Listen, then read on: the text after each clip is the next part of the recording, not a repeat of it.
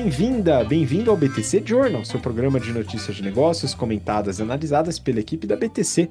Meu nome é Gustavo Habib, eu sou instrutor de comunicação e negociação, e no episódio de hoje, dia 21 de fevereiro de 2025, falaremos sobre inteligência artificial, futuro da NVIDIA, segundo o CEO, e tudo isso depois do caso da DeepSeek. Vamos falar também sobre previsão do Taleb sobre a inteligência artificial, dando uma dividente para variar um pouquinho.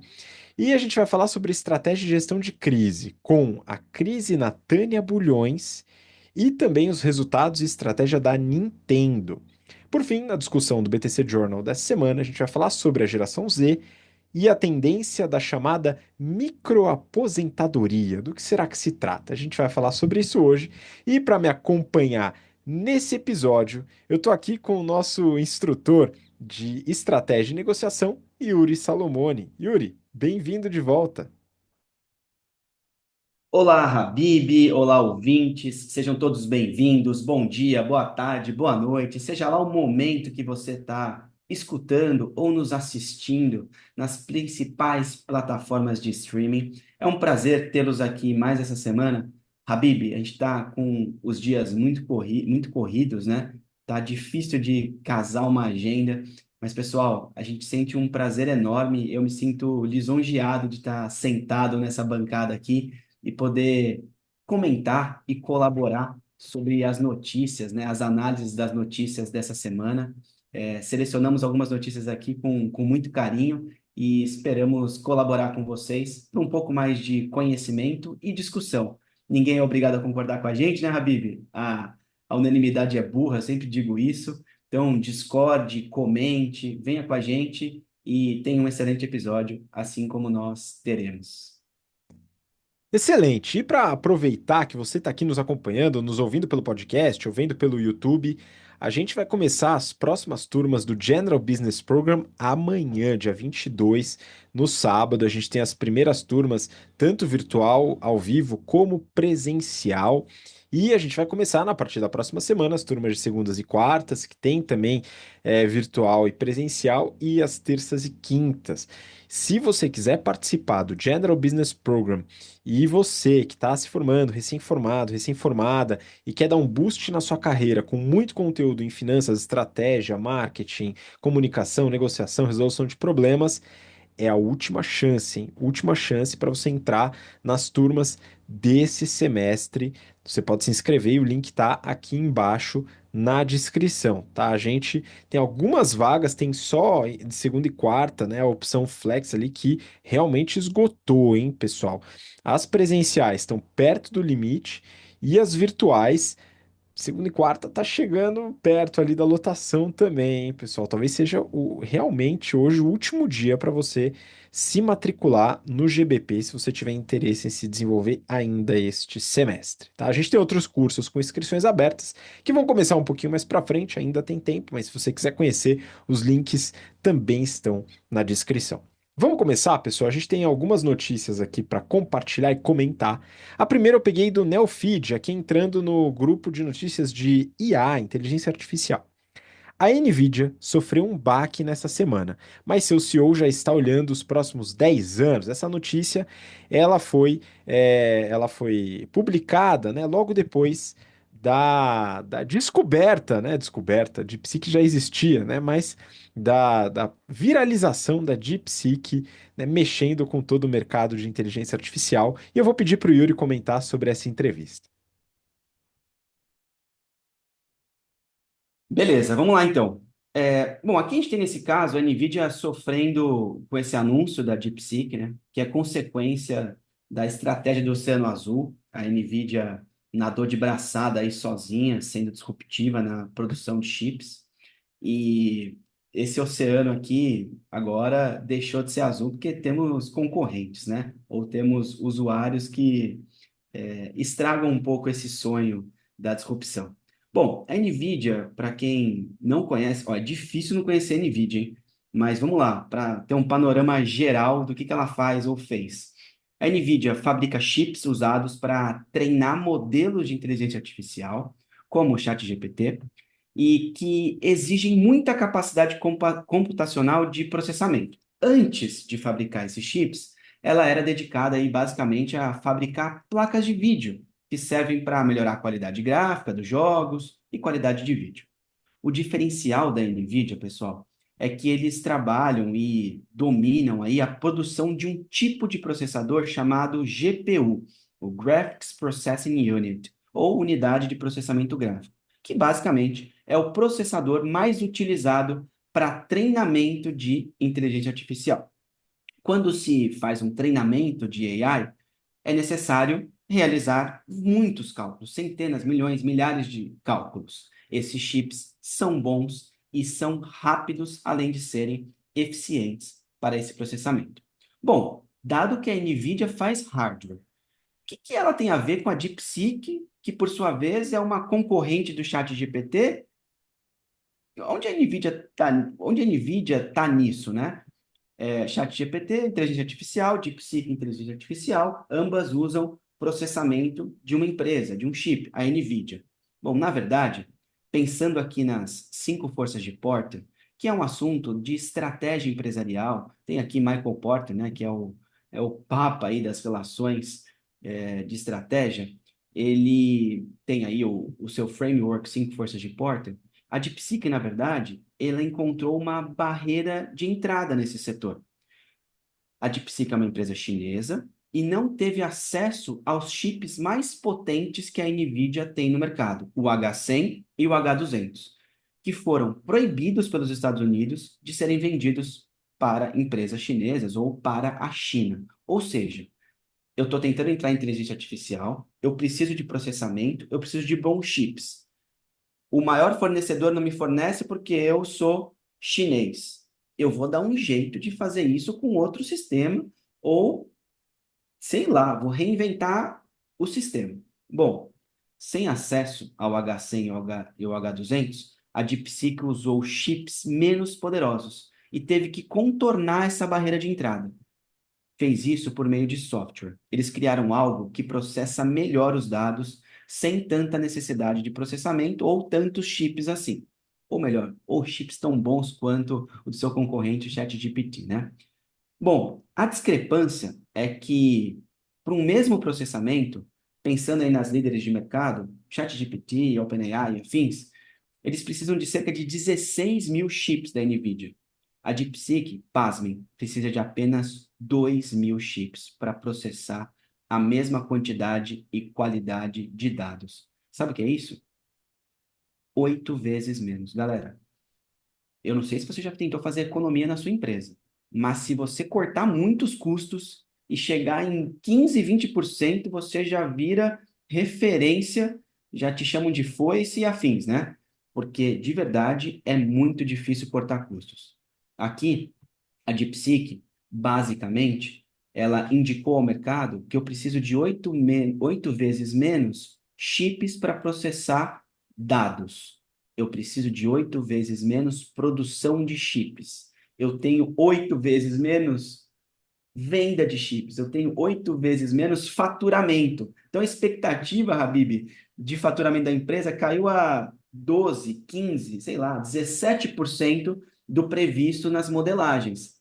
É muita coisa, galera. Por isso que derreteu o valor da Nvidia nessas semanas passadas. Então, vale a pena você acompanhar isso. E aí, para empreendedores como a gente aqui na BTC, eu na física, enfim, ver que nada é impossível. E cuidado com a concorrência, porque ela pode te engolir.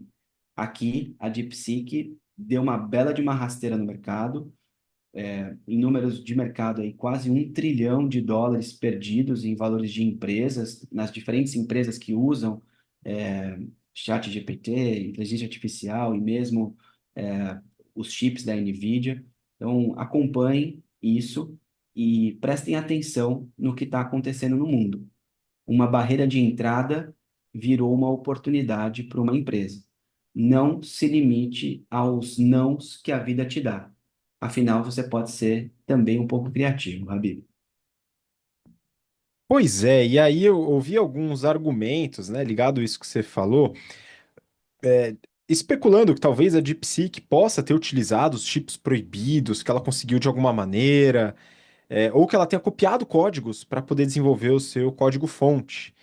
E aí eu convido as pessoas a entrarem no código-fonte da DeepSeek, porque, além de tudo isso, ela ainda deixou o código aberto. É uma empresa que fez o open source. Então, se você quiser olhar tudo que a DeepSeek trabalhou, você consegue, né? Eu não vou fazer isso, porque eu não tenho tempo para isso e muito menos conhecimento para poder analisar um código de uma empresa de código aberto. Mas tá ali, né, aberto, os custos, os relatórios também, tudo isso. Então dá para ver se ela utilizou os chips ou não, né? Isso aí, para quem entende, vai conseguir fazer essa conferência, né? Então, além de tudo, deixou o código aberto, o que provavelmente deve ter dado um pouquinho de desespero no pessoal do ChatGPT. E a gente segue esse assunto com mais uma notícia do Neofeed, e o título é: A previsão de Nassim Taleb, queda da Nvidia, é somente o começo do que vem por aí. Bom, o Nassim Nicholas Taleb, ele é um guru do mercado financeiro.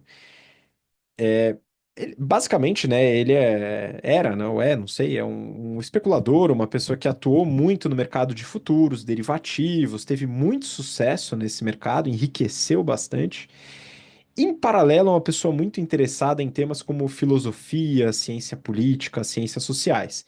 E isso o levou a escrever alguns livros, dentre eles A Lógica do Cisne Negro, que é o seu livro mais famoso, e foi visto como meio que uma bíblia para o pessoal do mercado financeiro. É um livro que ele diz muito sobre eventos inesperados ou imprevisíveis que podem afetar os mercados de uma forma drástica. Não só os mercados, né? Mas acaba levando bastante para esse lado também. Eu não li o livro, né? Já ouvi falar dele, né? Mas, enfim, muita gente recomenda, né? Quem sabe um dia eu ainda o lerei.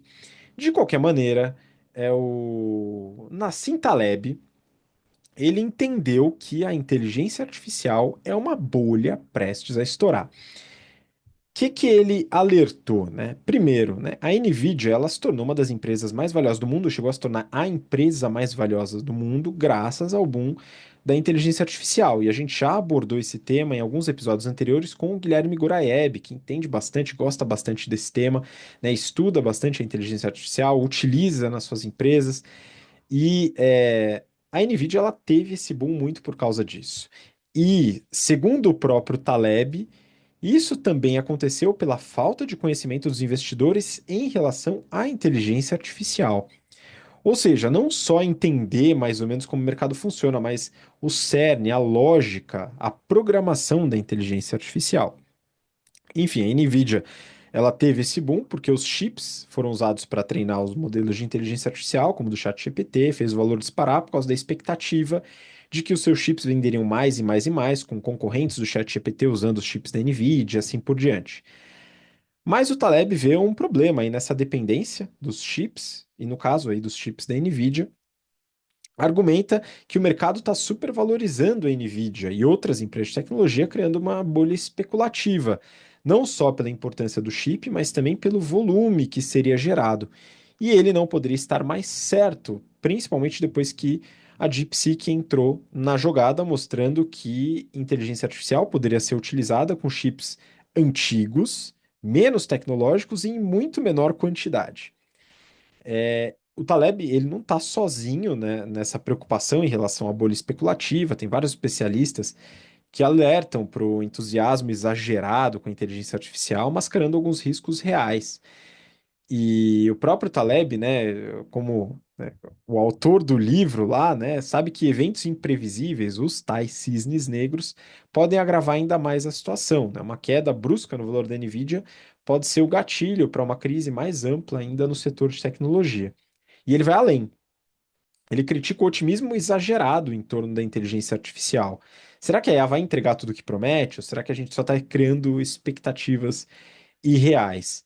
Então, esse é mais um ponto do Taleb. Então, não só a importância e o desenvolvimento que tem a inteligência artificial, mas se ela de fato vai entregar tudo o que promete, né, facilitar a vida de todo mundo, tirar todos os empregos, aquele negócio que todo mundo fala sobre a inteligência artificial, e talvez não traga nenhuma grande novidade, né? Então, esse é um ponto que ele levanta, né?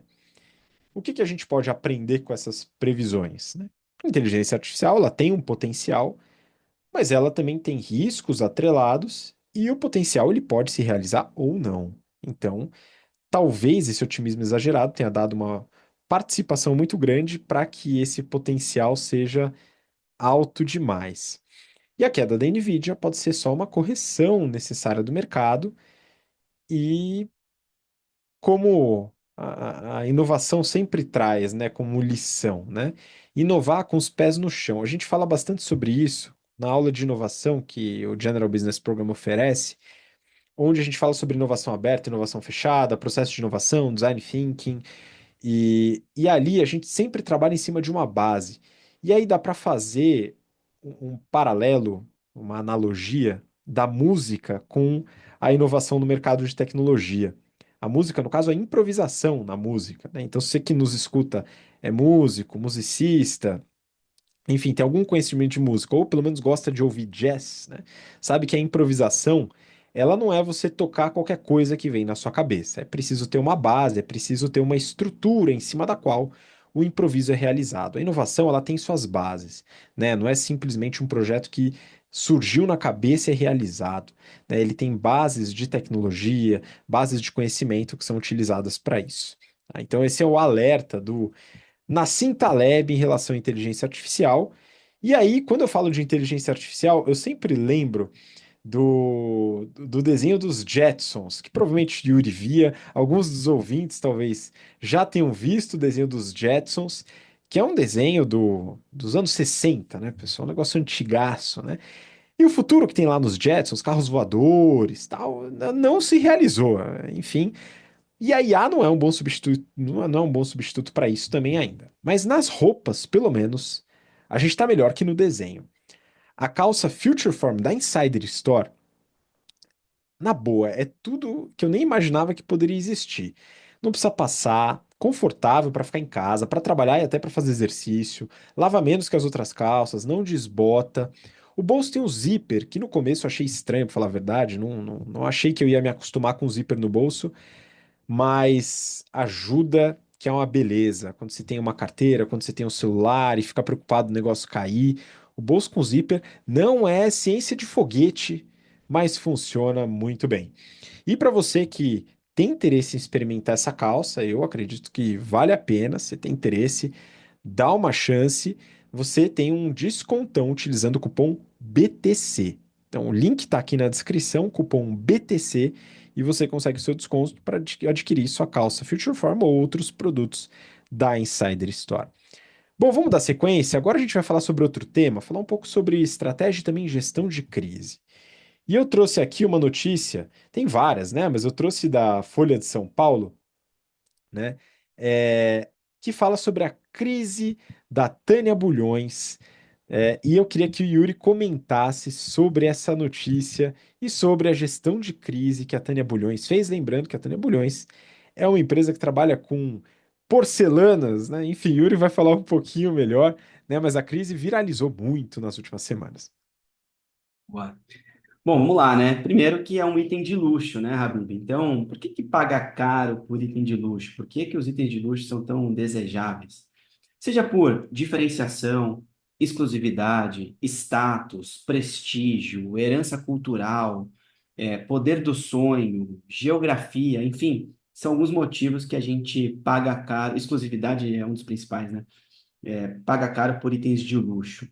Bom, pensando que são porcelanas de luxo, teve um vídeo viral aí, foi visto um item idêntico da Tânia Bulhões num café na Tailândia, desencadeando uma crise aí não antes vista, pelo menos pela empresa da Tânia.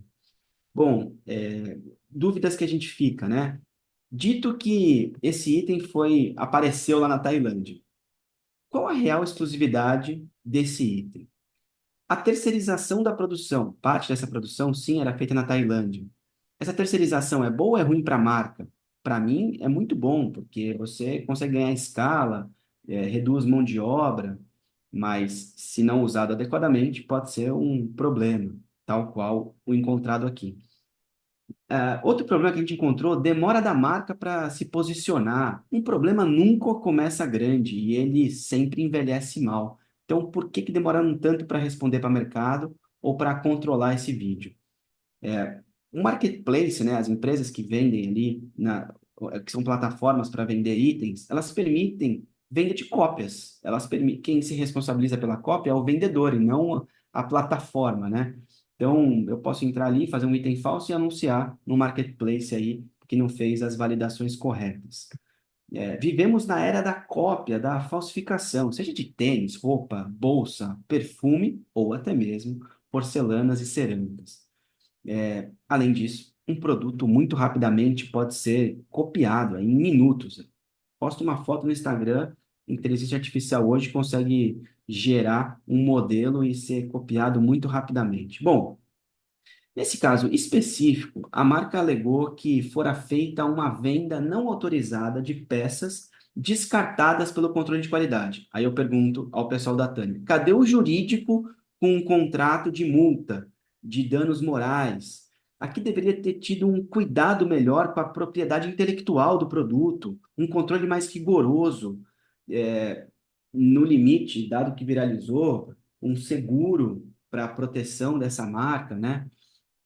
Para se proteger, emitiram uma nota, né, dizendo isso daqui, que a marca aí rejeitou pelo controle de qualidade e aí a destinação por parte do fornecedor não foi adequada. Outra ação que eles tiveram foi divulgar vídeos da fabricação e aplicação de desenho na exclusividade das suas peças. E outro, outra defesa deles foi emitir uma nota a mercado. Bom, aqui, esse é o panorama geral, ouvintes e Habib, sobre o caso da Tânia Bulhões. Eu tenho, nas minhas últimas participações aqui no podcast, abordado bastante a gestão de crise. E veja, Habib, vários setores encontram crise, né? Seja a Nike, o Burger King com o fundo Mubadala, só para falar de varejo. Aí você tem o caso dos bancos, do CFO, do CEO do Itaú, na gestão lá dos ativos. E a gente comentou aqui nas últimas conversas. Agora, com a questão da porcelana, questão de lançamento de carros com problemas para fazer recall, enfim, são muitas crises que acontecem. Ninguém aqui tem compromisso com o erro, claro, mas eu sempre digo para errar. Mas corrige rápido o seu erro, né? Tânia Bulhões aqui, a equipe dela, a assessoria de imprensa, falhou. É muito fácil ser engenheiro de obra pronta também, né, Habib? Dizer que está errado e, no limite, aí dar regras de como fazer. Mas, pessoal, existem as boas práticas. Qual que é a nossa ideia aqui no BTC Journal ou nas aulas do GBP, do Strategy and Finance, todos os cursos que a gente tem? Preparar vocês para esse momento. Ou você acha, ouvinte, que você não vai encontrar isso na sua empresa? Ou você acha que você não vai viver uma crise nos próximos 2, 3 anos? E quando você passar a ser gestor, liderar equipes maiores, a responsabilidade vai ser sua. Parte da sua atribuição, do seu trabalho, vai ser gerir crises, seja com a sua empresa, seja com a sua equipe, seja com seus fornecedores, ou mesmo com o mercado, que é o caso da Tânia Bulhões aqui. Então, boas práticas. Responda rápido, responda assertivo. Se não souber, não fale. Notas explicativas. Aí você pode até completar, Rabi, mas nós temos a opinião. Alguém tem que ter rosto, tem que ter um humano falando para se proteger. Para mim, as notas explicativas vazias têm pouco valor, eu acho que é até um desrespeito com o cliente. Eu prefiro virar público e conversar com as pessoas, esclarecer o que está acontecendo, tirar a dúvida do mercado, tirar a dúvida dos jornalistas, chamar a assessoria de imprensa e esclarecer, ajudar a mostrar que a empresa tem boa fé e que vai entregar o que prometeu ou vai corrigir o problema que eventualmente causou. Então, grandes crises foram, de alguma forma, lidaram com grandes crises, por exemplo, da Americanas, né, B2W, crise gigantesca, ninguém veio a público, notas vazias, e ó, foi minguando. É uma estratégia também. De novo, não tem certo ou errado. Eu, particularmente, gosto de falar e de comunicar sobre os problemas. Então, pensando aqui de maneira de fora, no caso da Tânia Bulhões, boas práticas poderiam ter mitigado o problema encarado pela empresa. Para quem não assistiu os memes ou os vídeos, né, virais, as pessoas pegaram as suas porcelanas da Tânia Bulhões e passaram a raspar a marca para ver se embaixo tinha da onde veio o item, qual é a origem. Mas se você for na Nike, por exemplo, no item da Nike vai estar Made in China. Se for no item da Adidas, provavelmente vai ter Made in Tailândia. É, depende da origem do seu problema. Não tem problema ser produzido em outro país, onde você diminui o custo da mão de obra, onde você pode ter uma qualidade, pode escalar o seu produto. Seja honesto com o seu cliente. Mostre para ele de onde veio e qual é o nível de exclusividade daquele seu item. Talvez essa tenha sido uma falha da Tânia Bulhões e da equipe dela. Mas, de verdade, super apoio que os esclarecimentos sejam feitos, que quem fez o vídeo também saiba dar o direito de resposta à empresa e que isso se corrija, porque a gente torce pelo sucesso das empresas, a gente não quer que ninguém tenha problemas, ou que se tiver eles, saiba corrigi-los, sabe? Excelente, é isso. A gente espera uma resposta assertiva da empresa, garantindo que ela não está enganando ninguém, trazendo valor para algo que não tem valor, né? Então, a gente fala do poder do sonho, de várias coisas, né? O próprio marketing, né? Exercendo seu papel, mas ele tem que ser alçado em verdade. E isso é uma coisa que a gente fala bastante no marketing, né? A proposta de valor alçada em mentira, ela é um grande problema. Por isso que é legal a Tânia Bulhões esclarecer bastante essa situação, né? Vamos dar o benefício aqui para ela, que ela pode certamente se explicar. Dando sequência, valor econômico. Nintendo tem queda no lucro e receitas durante os 9 primeiros meses do ano fiscal. A Nintendo, uma das empresas mais icônicas do mundo dos games, está enfrentando tempos desafiadores, no mínimo. Os primeiros 9 meses do ano fiscal, quedas de lucro e de receita bem significativas. A gente vai ver já já que eu peguei o resultado dos 9 meses aqui no site Relações com Investidores para compartilhar com você. Enquanto os fãs aguardam ansiosamente pelo sucessor do Switch, né, a demora no lançamento desse novo console pode estar custando um pouco caro.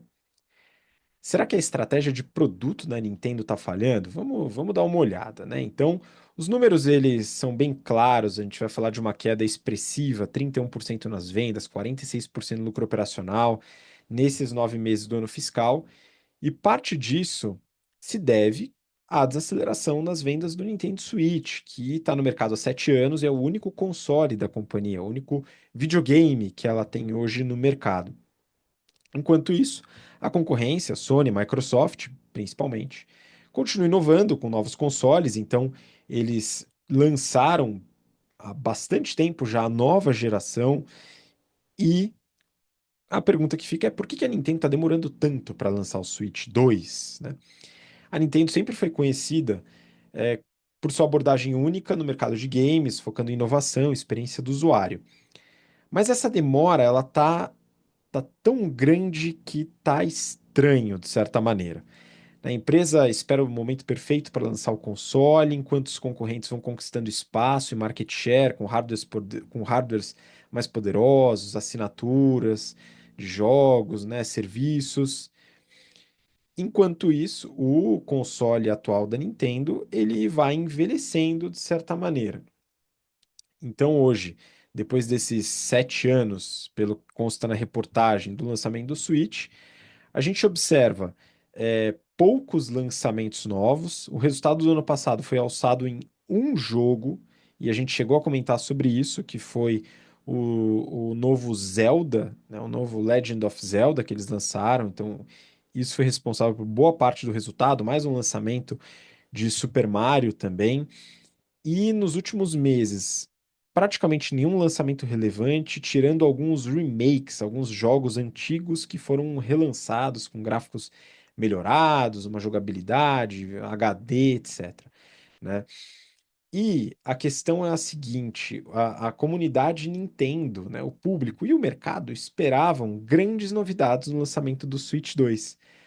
No entanto, após o lançamento do vídeo de divulgação do Switch 2, Não foi isso que foi observado. Eu vi o vídeo do lançamento do novo console e para mim é a mesma coisa com tela maior e o controle grudando com ímã ao invés de ser encaixado.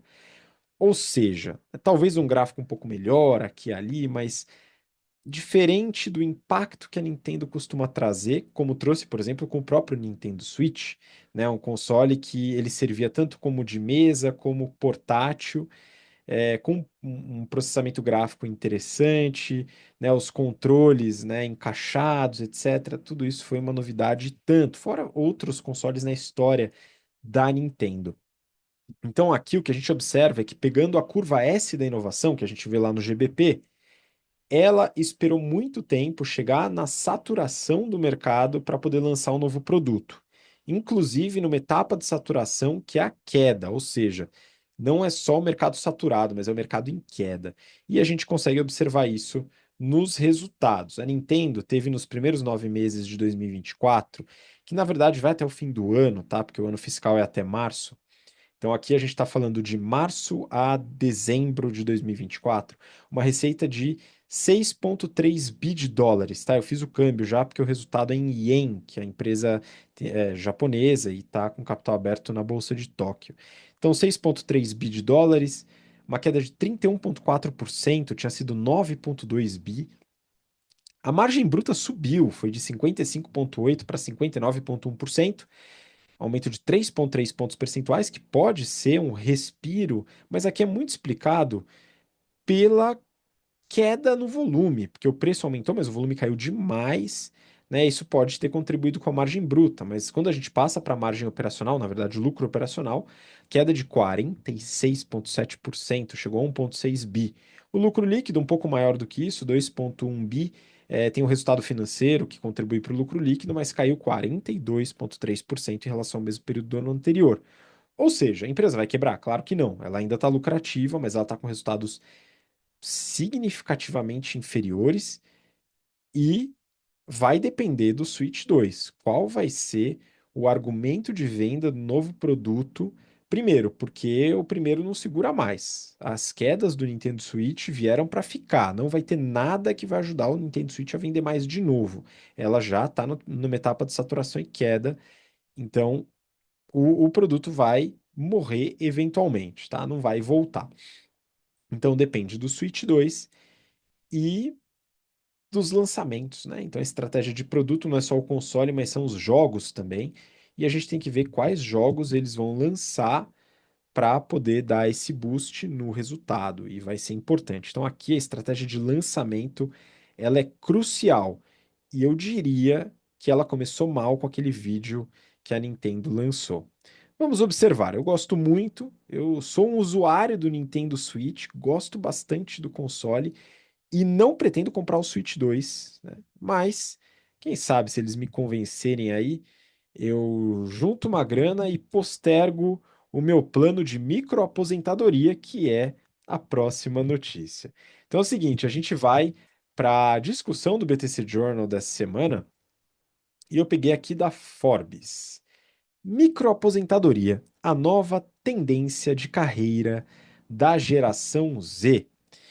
Yuri, queria que você começasse falando um pouquinho sobre o que que é essa tendência, né, do que se trata a reportagem e depois colocasse seus pontos, sua visão e depois eu vou complementar. Manda bala. Bora lá, Habib. Então, vamos lá. Pessoal, primeiro, né, o que é se aposentar? Vai? Grandes, grandes temas. Basicamente, é você colaborar, pagando os impostos do seu trabalho, que você recebe pelo seu trabalho, para o governo, e depois de X tempo trabalhado, 30, 40 anos, depende se é homem, mulher, em que região, em que setor trabalhou, você passar a ter uma renda sem precisar trabalhar. Então, você para de trabalhar, e com essa renda, o conceito é que você passe a aproveitar o lazer do fim da sua vida. O que é interessante, nas gerações antigas, isso era tido como um sonho: vou me aposentar e quando eu parar de trabalhar, eu vou ter uma renda e com tudo mais que eu construí na minha vida, eu vou poder cuidar dos meus netos, viajar, conhecer novas culturas, aproveitar a vida. E a pergunta que se faz é: principalmente a geração Z. Por que que eu não posso aproveitar a vida enquanto eu gero valor para o governo, para os negócios, enquanto eu trabalho? E é uma pergunta muito bacana de se fazer. E a geração Z, de maneira pejorativa, é tida como ruim pensando assim. E, Habib, eu concordo em gênero, número e grau com quem faz isso. O que que é a microaposentadoria? É o nome que estão dando a uma pausa que a pessoa faz entre trabalhos, entre projetos, entre fases da vida, o que a gente chamava de ano sabático, virou microaposentadoria agora. Microaposentadoria porque o intervalo de tempo é menor, né? Ano sabático, a pessoa tira um ano. A microaposentadoria dura aí um mês, 2 meses, 3 meses. É óbvio que esse conceito não tem uma definição única, qual é o prazo que eu vou parar de trabalhar, que eu vou ficar sem trabalhar. O ponto de atenção é que a geração Z, e eu concordo, gera receita por um tempo, tem ali o seu controle financeiro adequado, junta o seu dinheiro, e entre um trabalho e outro, vai aproveitar a vida. Aproveitando a força física, aproveitando o low cost das suas atividades, então vai viajar aí, vai aproveitar de maneira mais econômica, conhece novas culturas. Por que que eu posso viajar só com 60, 70 anos quando eu me aposentar? Por que que eu não posso viajar com 25, com 30, com 20? Lógico que pode. O que eu quero ressaltar nesse conceito aqui de microaposentadoria são alguns pontos, né? A geração Z tem foco no bem-estar e na vida além do trabalho. Outro ponto é que as redes sociais elas amplificam o desejo de aproveitar as oportunidades. Então, engajam as gerações mais novas a aproveitar oportunidades de viver a vida, né? O planejamento financeiro, ele é sine qua non. Então, você tem que juntar um dinheiro suficiente para ficar um tempo sem trabalhar. A pergunta que eu me fiz aqui, que eu acabei de fazer para vocês, é por que que o lazer só pode ser na terceira idade? Então, explorar paixões, conhecer novos lugares, viajar, pausa entre empregos, descansar, viver novas experiências, pode ser uma solução. Então, essa pejoratização da, da geração Z, Habib, eu discordo em gênero, número e grau, aqui por parte, não da reportagem, mas de pessoas que criticam a geração Z. A geração Z está contestando o status quo. Ela se pergunta por que que tem que ser assim. E ela contorna com algumas ações. Eu tive a oportunidade, entre um emprego e outro, de ficar aí 40 dias, 60 dias sem trabalhar. Foi muito bom para me desligar do antigo emprego, me reconectar ao novo, poder descansar, entrar com a bateria recarregada. E eu já tive a oportunidade de sair de um emprego na sexta e começar no outro na segunda. E eu, Habib, me arrependo disso porque eu já estava cansado da empresa antiga, exausto, estava com um novo desafio na cabeça, por causa de temporada e afins, eu precisei começar a trabalhar logo em seguida, mas eu acumulei um cansaço que eu nunca recuperei, naquele momento. Então, microaposentadoria é um nome que estão dando, né, para aproveitar a vida, para usar o seu controle financeiro para poder ter novas experiências e responder a pergunta: por que que tem que ser na terceira idade? Por que que não pode ser durante o meu trabalho? Este é um lado da minha análise. Um outro lado da minha análise é a seguinte, Habib: você ter um controle financeiro é necessário nesse momento.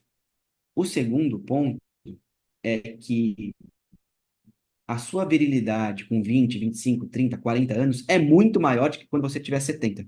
Será que você, com 70 anos, você vai conseguir trabalhar 2 anos no emprego e parar um tempo e depois voltar para trabalhar mais dois?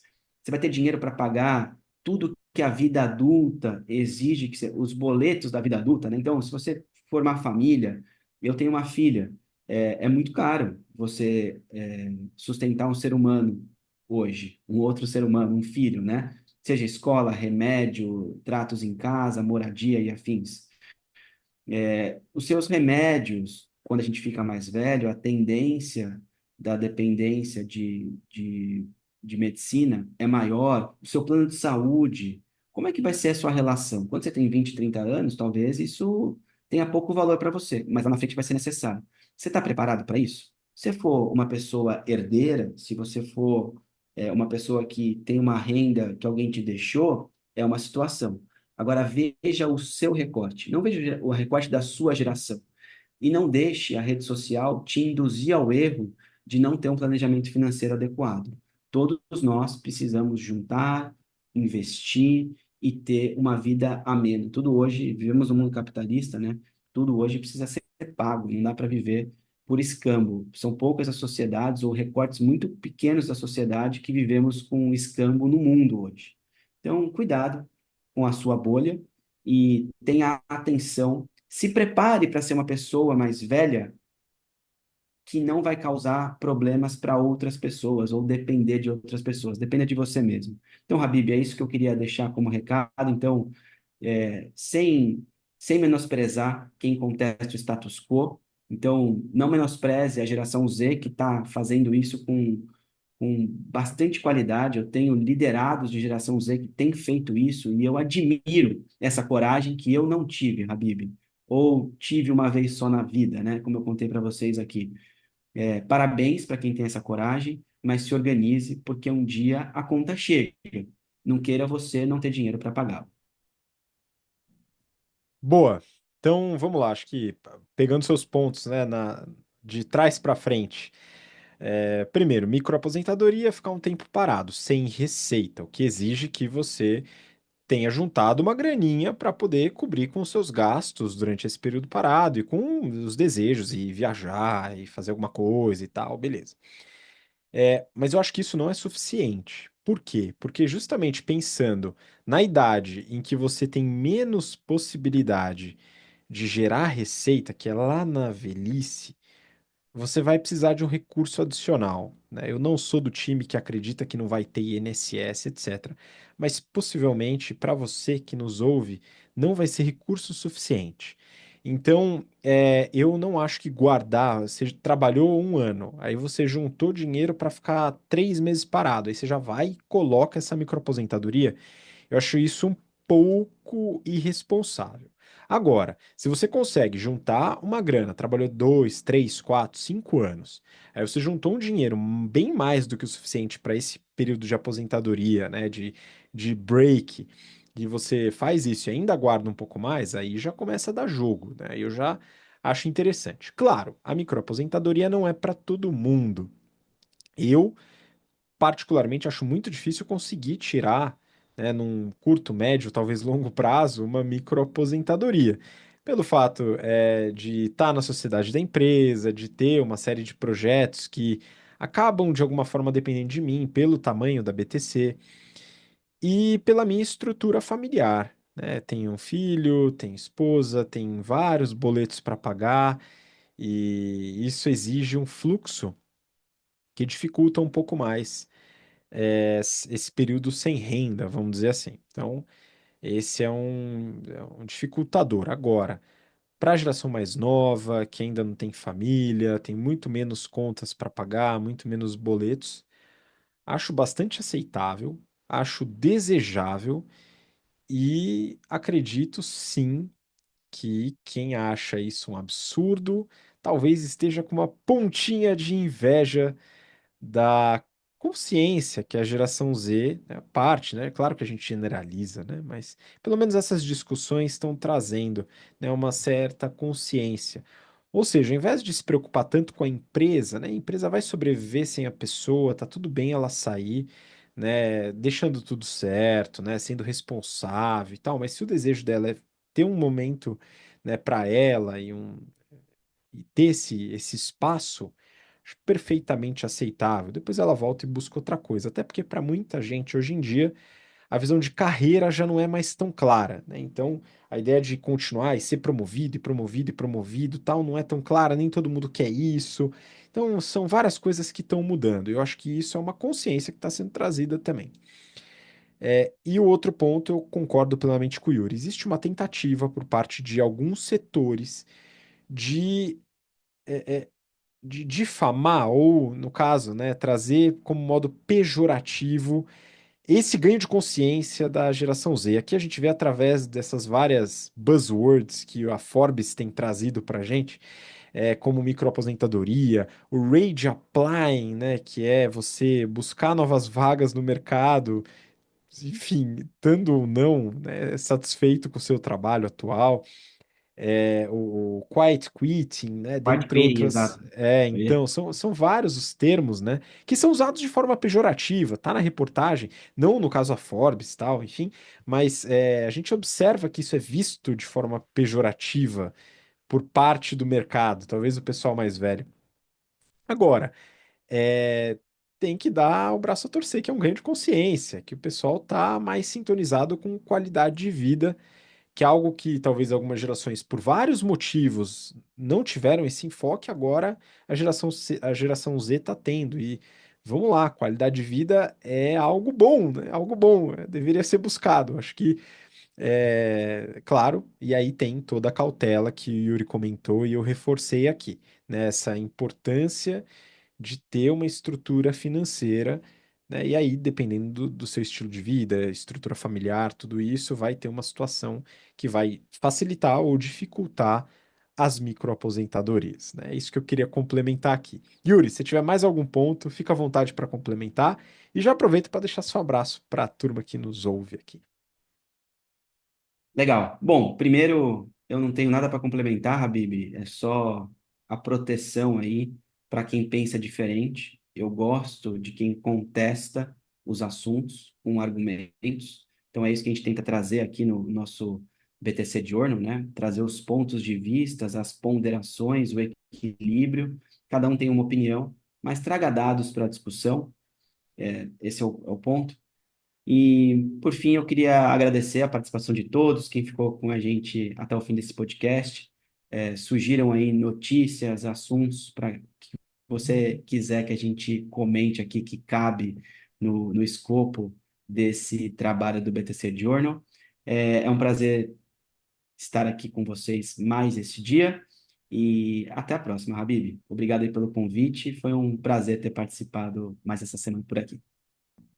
Eu que agradeço, meu caro, obrigado pela participação e obrigado você que nos acompanha, nos ouve, nos assiste até o final desse episódio. Obrigado pelo interesse e pela sua paciência. E nos vemos na próxima semana para mais um episódio do BTC Journal. Um abraço, até lá. Tchau, tchau.